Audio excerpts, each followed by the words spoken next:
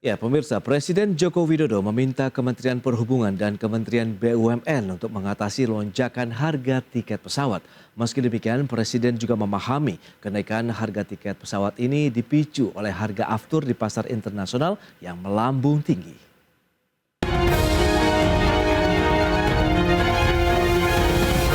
Lapangan yang saya dengar juga keluhan, Pak, harga tiket pesawat Pak tinggi. Udah langsung saya reaksi, Pak Menteri Perhubungan, saya perintah segera ini diselesaikan. Garuda, Menteri BUMN juga saya sampaikan, segera tambah pesawatnya, agar harga bisa kembali pada keadaan normal. Meskipun itu tidak mudah karena harga aftur internasional juga tinggi. Demikian pernyataan tegas Presiden Joko Widodo saat rapat koordinasi nasional pengendalian inflasi tahun 2022 di Istana Negara dalam menyikapi keluhan masyarakat terkait dengan melonjaknya harga tiket pesawat yang dipicu kenaikan harga bahan bakar pesawat atau aftur di pasar internasional. Presiden juga meminta Kementerian BUMN untuk menambah jumlah pesawat yang dioperasikan maskapai penerbangan plat merah Garuda Indonesia, sehingga diharapkan bisa menurunkan kembali harga tiket pesawat. Sementara itu, Menteri Perhubungan Budi Karya Sumadi mengatakan telah menyiapkan sejumlah strategi guna menstabilkan harga tiket pesawat. Kementerian Perhubungan bersurat kepada pemerintah daerah untuk ikut mendukung konektivitas dengan memastikan tingkat keterisian penumpang, memberikan subsidi dan insentif. Kementerian Perhubungan menetapkan kebijakan pengenaan tarif penerimaan negara bukan pajak atau PNBP sebesar Rp0 terhadap jasa pendaratan, penempatan dan penyimpanan pesawat udara atau PJP-4U yang berlaku di unit penyelenggara bandara udara. Serta berkoordinasi dengan Kementerian Keuangan untuk memberlakukan relaksasi PPN pada tiket dan fuel atau aftur. Tim Liputan IDX Channel.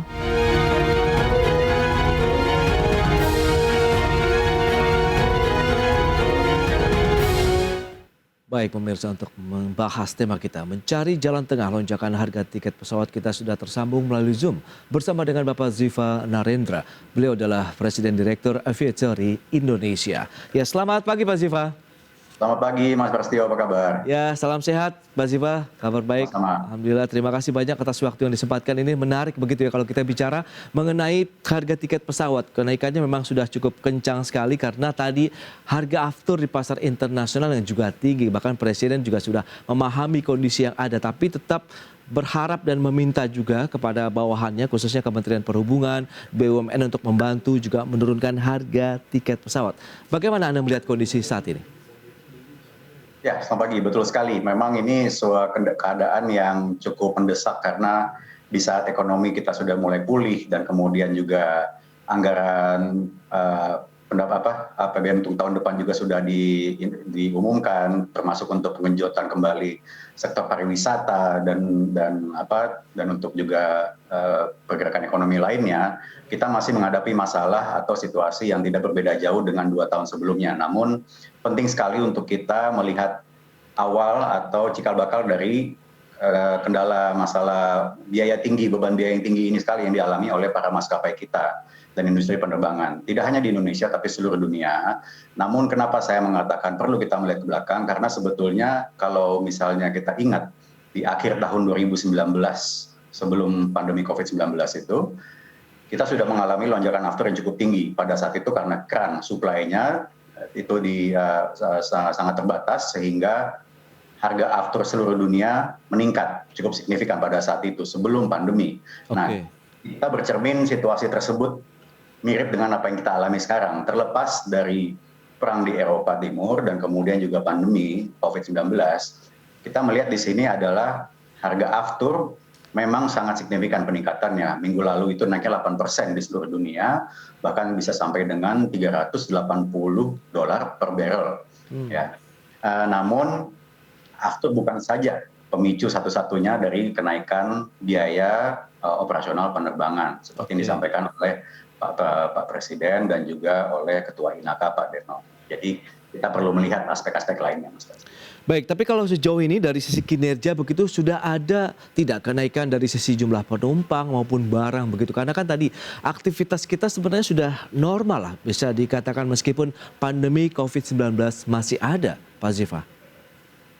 Betul, ini untuk masalah supply dan demand dari tiket perjalanan atau keinginan atau desire ya sebutannya dari para wisatawan atau para pelaku perjalanan, ini masih timbang menimbang karena ya tentunya kita belum sepenuhnya melewati COVID-19, kita masih ada lonjakan walaupun tidak signifikan di sini. Namun juga di sisi yang lain, industri penerbangan sudah mengalami istilahnya babak belur selama 2 tahun terakhir. Jadi permintaan memang ada mulai meningkat, terutama untuk tujuan-tujuan wisata atau tujuan bisnis atau ekonomi yang populer gitu ya, seperti Bali, kemudian mungkin Balikpapan atau Medan dan sebagainya.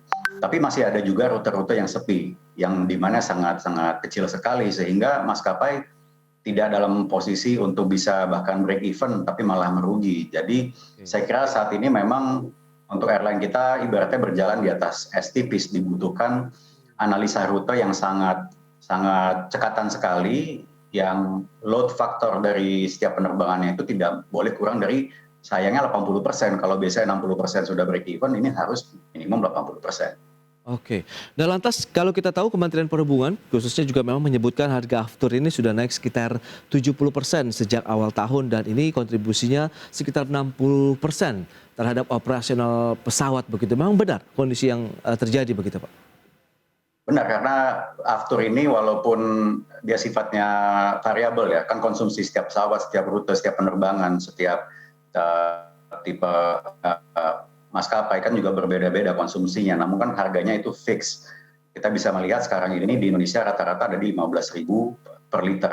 15.000 rupiah per liter itu sebetulnya marginnya sendiri dari harga pokok aftur tersebut itu sudah cukup kecil, yaitu kurang lebih 20%. Jadi kalau dibilang bahwa apa karena harga aftur tinggi ini karena kemudian diambil margin atau keuntungan di atas per liternya, tidak juga, karena marginnya sudah cukup kecil yaitu 20%. Harga bakunya adalah di 12.000 sekian-sekian per liter.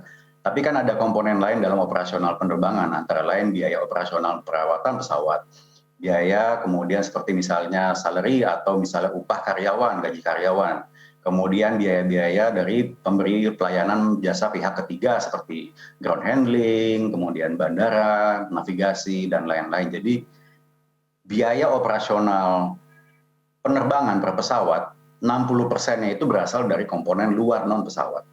Hanya 40%-nya aja dari pesawat tersebut kurang lebih. Baik, tapi kita lihat juga kan harga aftur ini ada pemicunya dari sisi global begitu, dari perang Rusia-Ukraina yang berlanjut, kemudian ada beberapa kendala lainnya. Anda melihat bahwa kenaikan harga aftur ini masih akan terus berlanjut? Ya, selama kondisi di Eropa Timur, khususnya antara konflik Rusia dan Ukraina masih berlangsung, tentunya ini akan mempengaruhi logistik dan juga ketersediaan produksi aftur atau bahkan crude oil itu sendiri di seluruh dunia. Jadi ini adalah kondisi global yang sangat-sangat kritis sekali, tapi pergerakannya juga kita bisa mengharapkan untuk signifikan segera berubah. Namun kita pisahkan dulu, Mas Prasetyo, antara isu global, yaitu dalam hal ini lonjakan aftur, dan biaya-biaya operasional lain yang tentu juga ikut naik ya pasca pandemi ini. Tapi kita juga lihat kenapa kondisi maskapai kita saat ini dalam posisi yang masih sulit untuk pulih. Karena perkembangan atau kemajuan untuk kita tumbuh atau untuk kita bangkit kembali ini bisa dibilang salah satu yang paling lambat dibandingkan negara-negara lain di Asia Pasifik atau bahkan Asia Tenggara gitu. Karena di tahun 2020 awal sudah diumumkan bahwa penerbangan seluruh dunia global itu diantisipasi akan merugi kurang lebih 300 miliar dolar atau 80% defisit dibandingkan tahun sebelumnya. Nah, tapi kenyataannya dari 2020 sampai 2022 kerugian maskapai seluruh dunia di berbagai benua itu adalah 170 miliar dolar. Yaitu kurang lebih setengah dari apa yang diproyeksikan. Nah, saya kira banyak sekali dari maskapai kita, termasuk dari pemerintah dan juga pemangku kepentingan, pada saat itu belum bisa menerima realita bahwa kita akan merugi segitu besar, sehingga masih mencoba menutupi kerugian-kerugian dengan penerbangan musiman, atau sesekali mencoba melakukan penjualan tiket. yang dimana setiap penjualan tiket kalau dia merugi, tentunya kan biayanya juga makin besar. Nah ini yang membuat kondisi lokal kita di penerbangan kita jadi agak lebih pelan menuju ke tahap pemulihan. Nah lantas bagaimana dengan arahan Presiden tadi yang sudah disampaikan untuk membantu menurunkan harga tiket pesawat yang sudah disampaikan kepada Kementerian Perhubungan, Kementerian BUMN begitu. Anda melihat ini akan efektif bisa segera dilaksanakan?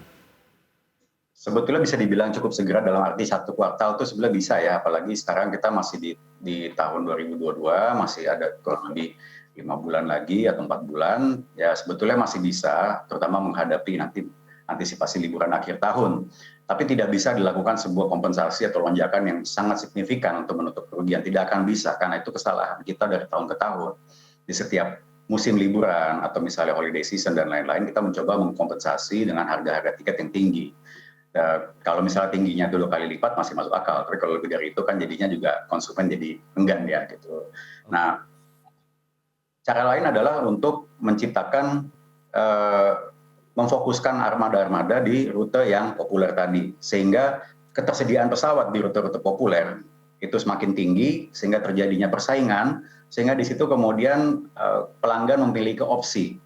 Karena tentunya dengan bertambahnya persaingan, dengan makin banyaknya armada dari beragam maskapai, tentunya akan berpengaruh pada persaingan harga. Dan di situ diharapkan akan ada dampak langsung kepada konsumen, bahwa mereka mempunyai pilihan, dan mereka akan bisa memilih tiket yang sesuai dengan jangkauan pembelian mereka. Kan tidak gampang mendatangkan armada, meskipun Presiden tadi sudah meminta Menteri BUMN juga untuk menambah armada di Garuda Indonesia, Pak Ziva. Tapi tahan dulu, jawabannya kita akan jeda dulu sebentar.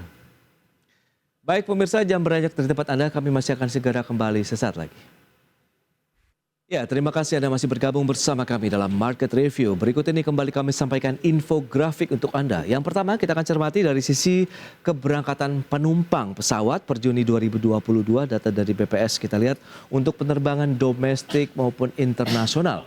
Ya, kita lihat penerbangan domestik Juni 2021 tercatat 3,52 juta orang. Kemudian per Mei 2022 melonjak menjadi 5,29 juta orang. Kemudian ada sedikit penurunan pada bulan Juni tahun ini 4,87 juta orang untuk penerbangan domestik. Sementara yang internasional kita lihat trennya justru meningkat dari 0,06 kemudian menjadi 0,58 juta orang per Juni 2022.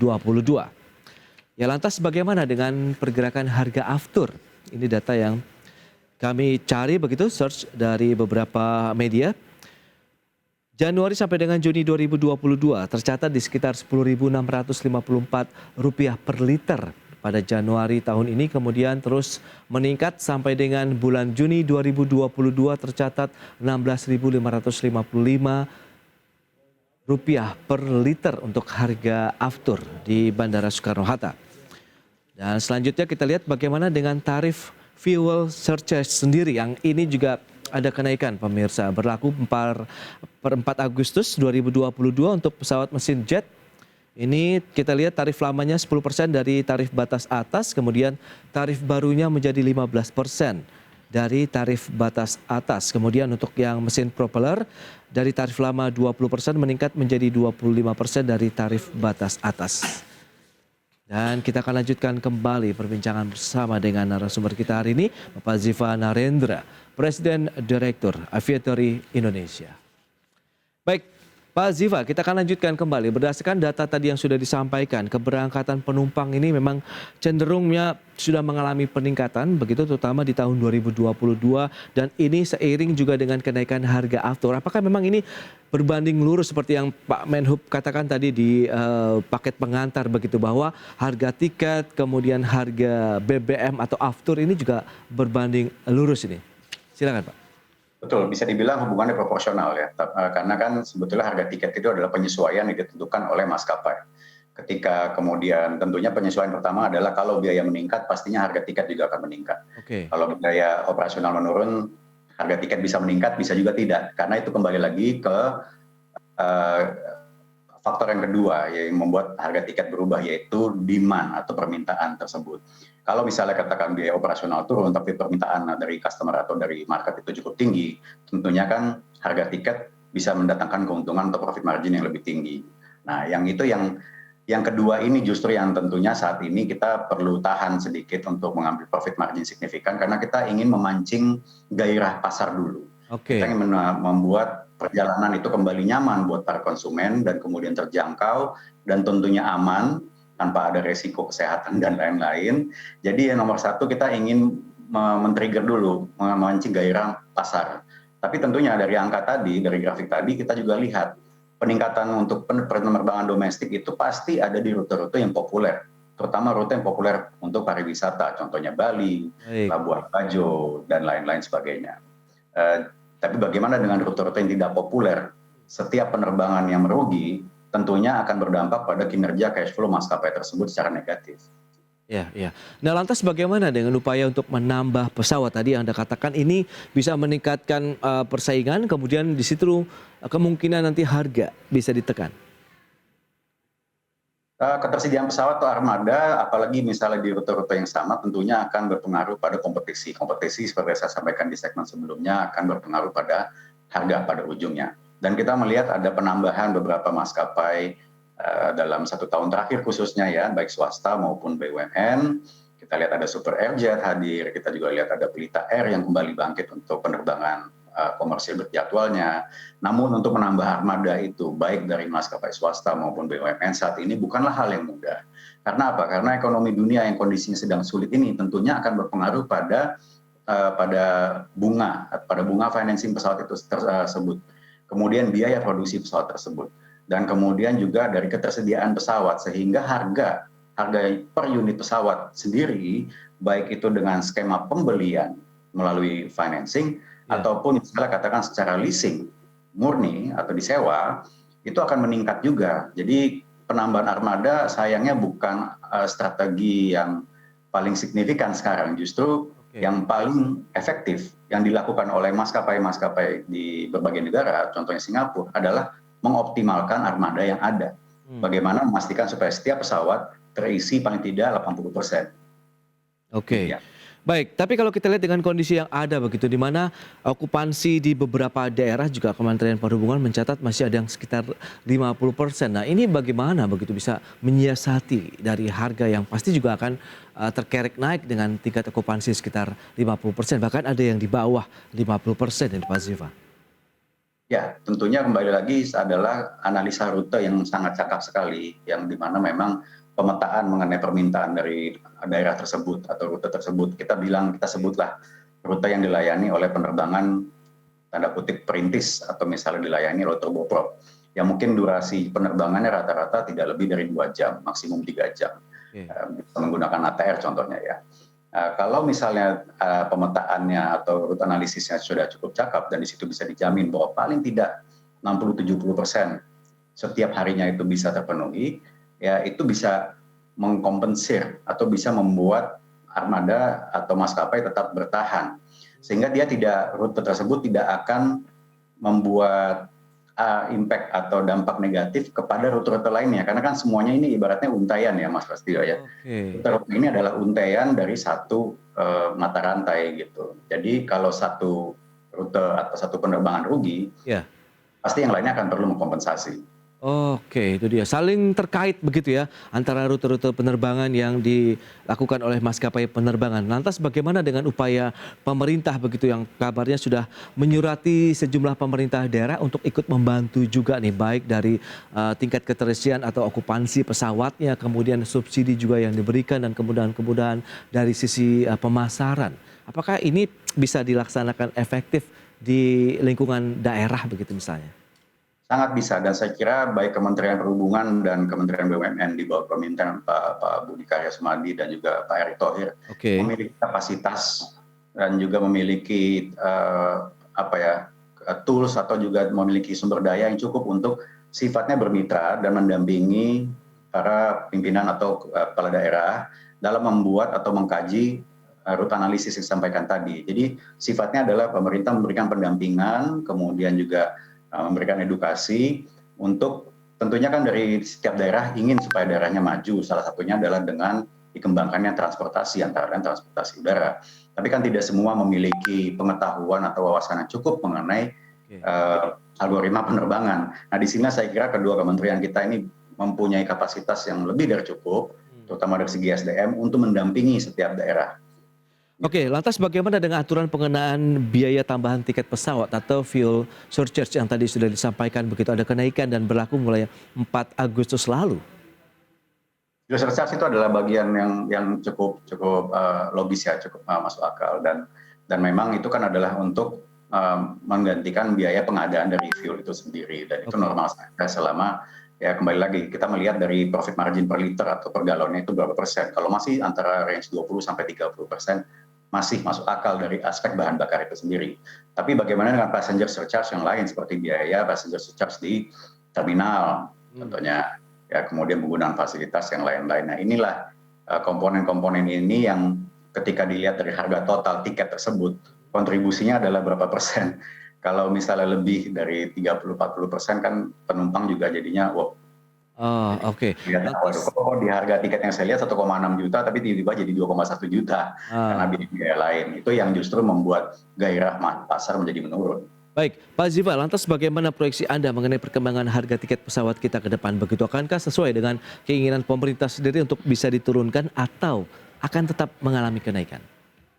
Saya akan memberikan jawaban yang sama seperti pada saat yang kita alami 2019 yang lalu. Ini akan bertahan cukup agak lama, paling tidak sampai dengan sisa akhir tahun ini, dan kita tahu di penghujung tahun harga pasti semua juga naik. Kita berharap semoga konflik di Eropa segera berakhir karena itu akan berdampak secara signifikan. Namun ketika itu sudah lebih pulih atau sudah lebih kondusif, kita tetap perlu menata pricing policy kita, dan kita tidak boleh berharap untuk bisa segera menutup kerugian 2 tahun terakhir dengan meningkatkan harga secara gila-gilaan istilahnya ya gitu. Kita ini harus steady, harus tertata dan terencana dan pelan-pelan. Oke, itu dia terkait dengan perkembangan dari harga tiket pesawat Indonesia. Semoga tadi keluhan masyarakat yang sudah disampaikan oleh Presiden Joko Widodo juga bisa segera ditangani begitu ya oleh maskapai penerbangan di tanah air, dan tadi ada win-win solution. Jadi tidak ada pihak yang dirugikan begitu ya Pak Ziva ya. Betul sekali. Baik, Pak Ziva, terima kasih banyak atas waktu dan sharing yang Anda berikan untuk pemirsa IDX Channel pada hari ini. Selamat melanjutkan aktivitas Anda kembali. Salam sehat Pak Ziva, terima kasih. Terima kasih Mas Prasetyo, salam sehat selalu. Mari. Ya, pemirsa, 1 jam sudah saya menemani Anda dalam Market Review. Ya, dan untuk mendorong bermunculannya inovasi unggul dalam ekonomi hijau dan sebagai wujud apresiasi terhadap produk inovasi berbasis keberlanjutan, IDX Channel tahun ini kembali mengadakan IDX Channel Anugerah Inovasi Indonesia dengan tema Fostering Sustainable Innovation in Economic Recovery yang akan ditayangkan pada Kamis 25 Agustus 2022 pukul 19 waktu Indonesia Barat. Saksikan hanya di IDX Channel. Ya, saya Prasetyo Wibowo beserta kerabat kerja yang bertugas undur diri. Terima kasih dan sampai jumpa. Selamat datang di IDX Channel Anugerah Inovasi Indonesia 2022. IDX Channel Anugerah Inovasi Indonesia. The most innovative company.